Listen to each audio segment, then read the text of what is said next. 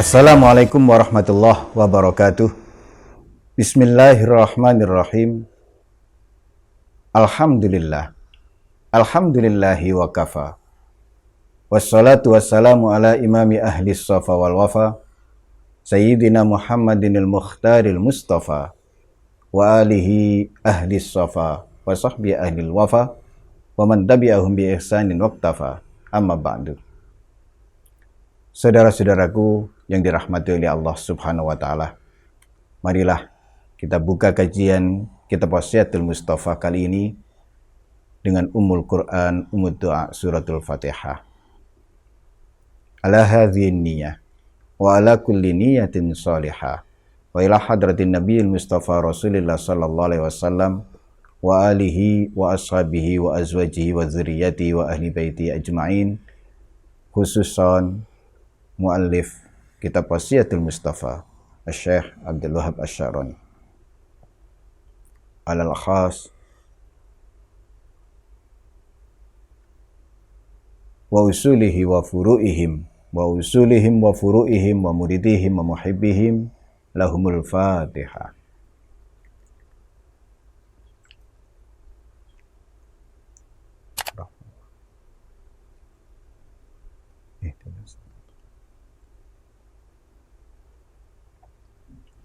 Qala Rasulullah sallallahu alaihi wasallam, ya Ali, la tafrah bihadhihi dunya.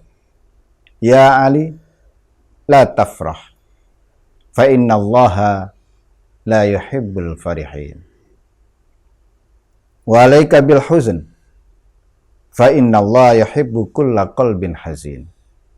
Wahai Ali, janganlah engkau terlalu bergembira, terlalu bersukaria hidup di dunia ini. Janganlah engkau terlalu bangga dengan apa yang telah engkau raih. Janganlah engkau bangga dengan harta kekayaan sebagaimana Qarun membanggakan kekayaannya, yang kemudian berakibat meremehkan mereka-mereka yang jauh di bawah kekayaan.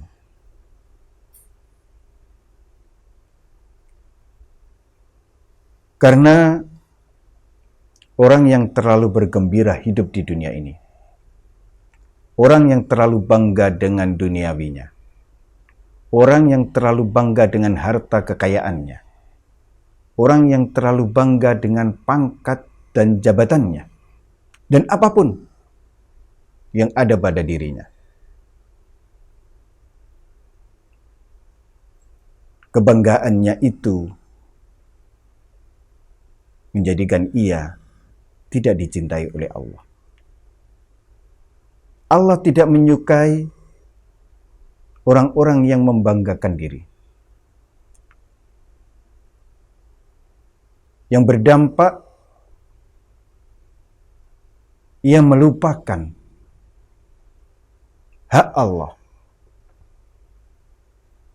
Hak Allah atas orang-orang yang sukses adalah bahwa keberhasilan dan kesuksesannya itu semua Allah yang mentakdirkannya ia sukses. Allah yang menghendaki ia sukses.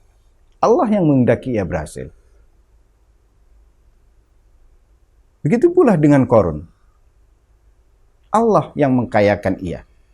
Akan tetapi Qarun lupa bahwa kekayaannya itu merupakan hasil kerja kerasnya.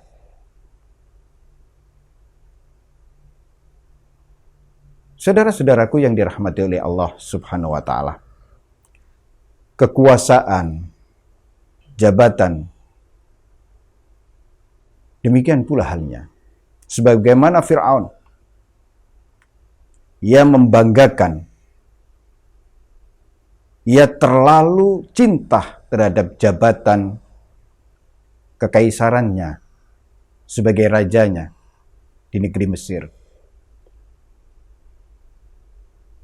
Allah tidak menyukainya. Saudara-saudaraku, setiap kita pasti diberi satu kegembiraan, satu kebanggaan.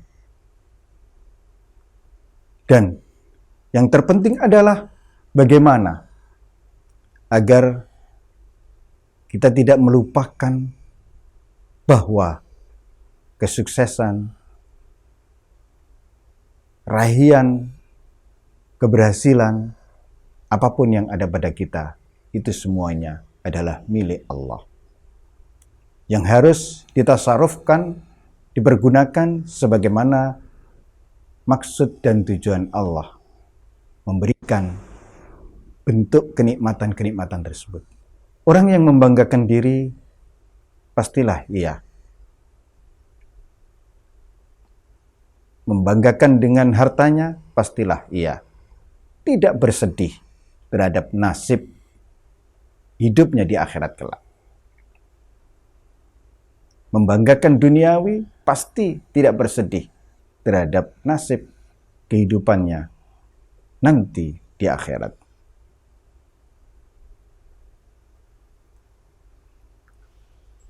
Wa alaika bil huzn fa inna Allah yuhibbu kulla qalbin hazin. Ali, senantiasalah engkau bersedih hati atas agamamu, atas nasibmu di akhirat nanti. Karena Allah suka, Allah menyukai terhadap setiap hati yang bersedih. Dan orang-orang yang hatinya senantiasa bersedih atas kehilangan kesempatan melakukan ketaatan misalkan. Kesedihan hatinya itulah menjadi power, menjadi kekuatan untuk mendekatkan diri kepada Allah. Orang-orang yang hatinya tidak pernah bersedih atas agamanya, atas kewajiban agamanya,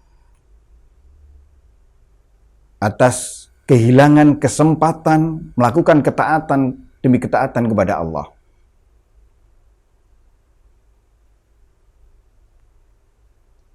Ia tidak punya power untuk mendekat kepada Allah.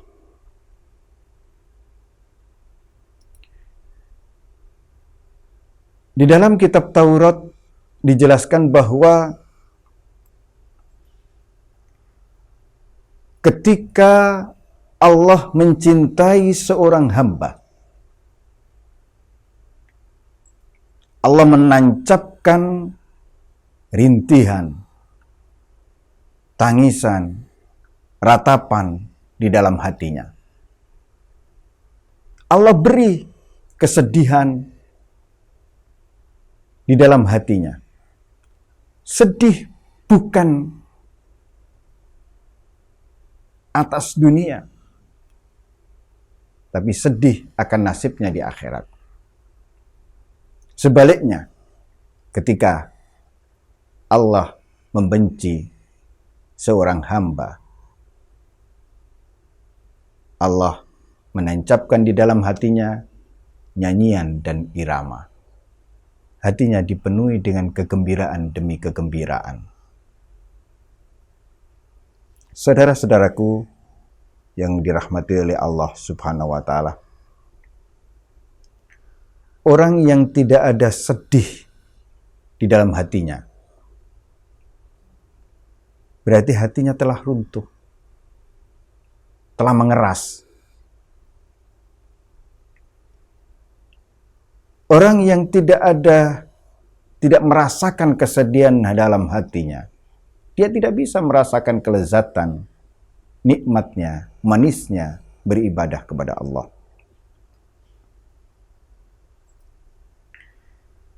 Saudara-saudaraku yang dirahmati oleh Allah Subhanahu wa taala, menutup wasiat Nabi kepada Sayyidina Ali ini,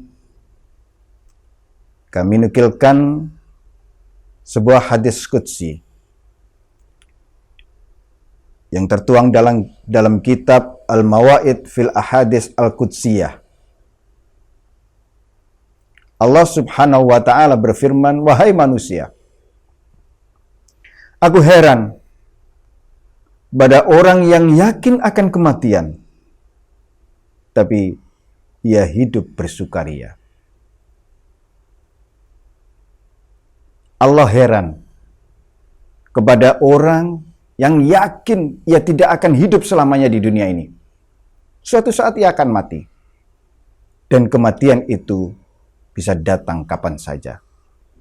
Tapi ia masih bersukaria, bergembira ria.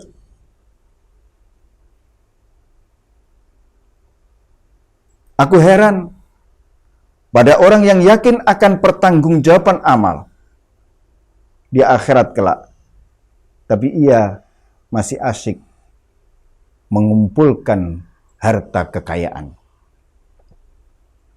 Allah heran kepada orang yang yakin bahwasannya setiap apa yang dilakukannya selama hidup di dunia ini akan dimintai pertanggungjawaban oleh Allah.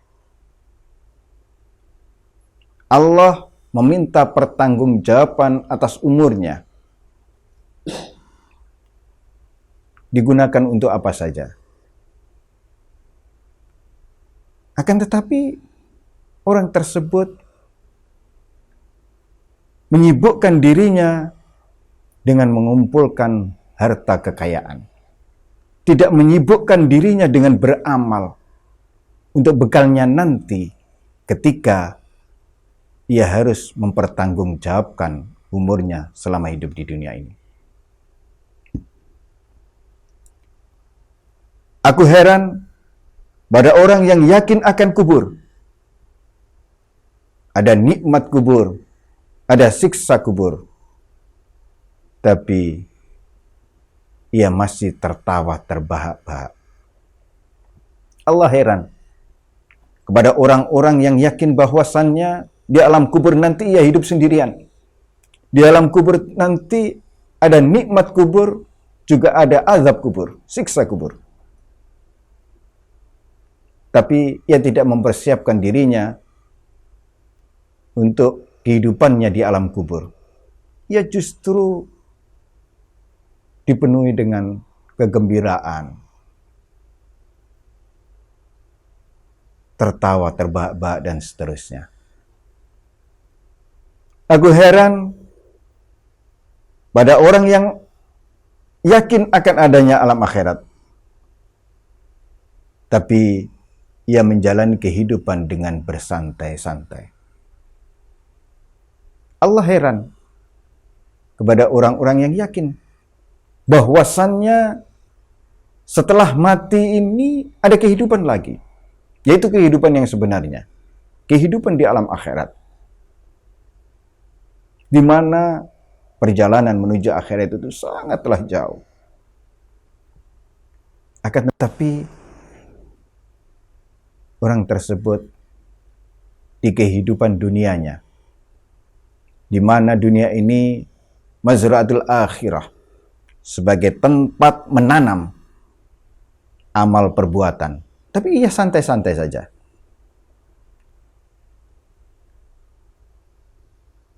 Aku heran pada orang yang yakin akan kehancuran dunia, tapi ia justru menggandrunginya.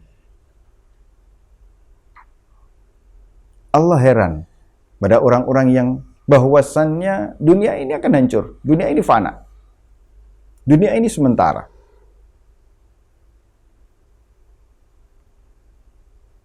Tapi ia justru malah semakin hari semakin bertambah umur, tidak semakin meningkat zuhudnya, cintanya kepada akhirat, tapi justru hubbud dunya, kecintaannya kepada dunia, kepada materi kebendaan semakin bertambah.